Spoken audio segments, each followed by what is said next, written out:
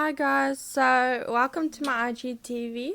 I wanted to make a video on how to clean my makeup brushes for a long time now, and so I decided to make a video.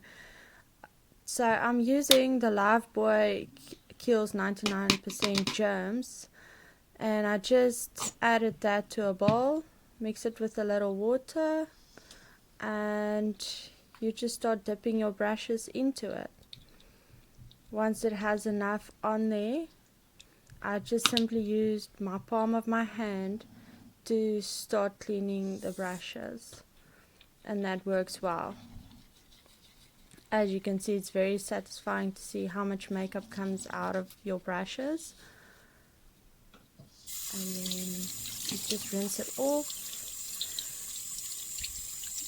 and it already looks 100 times better than what it was. So I hope you guys enjoy.